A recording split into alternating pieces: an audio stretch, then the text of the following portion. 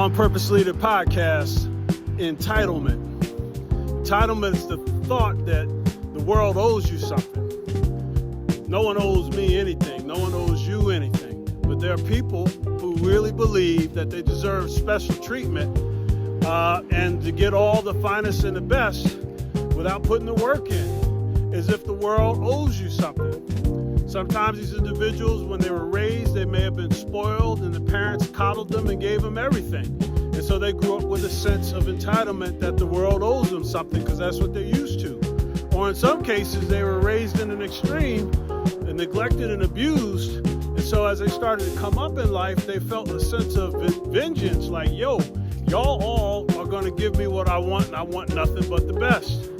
Now, there's nothing wrong with having a healthy sense of confidence, pursuing things. There's nothing wrong with seeking the best, but feeling and thinking as if the world owes you something is a recipe for disaster. My father, may he rest in peace, late Reverend Clemons Sr. was a hard-working man, came up from the South.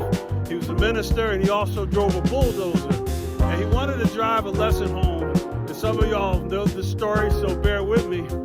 At Christmas, the youngest one in my family, I tended to get a lot of the Christmas gifts. Come downstairs and see all those wrapped up presents underneath the tree. I kind of felt like, I'm going to get a good one every year. So one year, I was probably about 8 years old. My siblings, my big sisters, my parents were at the table. And I came downstairs just kind of thinking it's all going to be about me. And they're all huddled together and they were whispering something. They said, "Good morning, good morning." I said, "Hey, Merry Christmas." And I look under the tree. There's one box there. And I look around, I say, "Well, where are all the gifts?" And they said, "Oh, there's a gift there for you." And I walk over sheepishly and pick up this one box that's kind of rectangular in shape. And I'm looking around puzzled. I'm feeling some kind of way. I'm like, well, is this all there is for Christmas? He said, "Oh, it's been a tough Christmas, but there's your gift." So I pick it up, this rectangular box, hold it in my hand, and I shake it, and I hear, and I shake it again, I hear, and I rip the package, and I see it's Tony the Tiger from Kellogg's Cornflakes. It was a box of cornflakes wrapped up by my father. And I look around, puzzled and sad and mad, and I start to cry.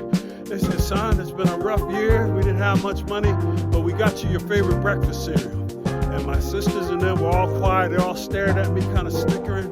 And I bust out in tears. I'm all upset. I'm like, okay. And I open the box and I start to eat the cereal dry. And I'm walking around crying and blubbering because I felt entitled to get everything. So my pops let me go on like that for about 2 minutes or so. And he said, "Son, come here." Pulls me close. He said, "I want you to know that anything you get in this life, you ought to be grateful. Grateful to your people, your family, and grateful to God. Now go in the closet there and get your Christmas gifts." And I turn around, I go to the closet downstairs, and there's all these boxes of gifts and things in there for me. And I open them up, and I'm happy. I'm 56 years old, and I still remember that lesson to this day. Are you grateful for what you have? To be able to walk, to talk, to see, to breathe, to go to school, to get an education? Or feel a sense of entitlement? If this is home for you, follow for more on Purpose Leader Podcast and be grateful.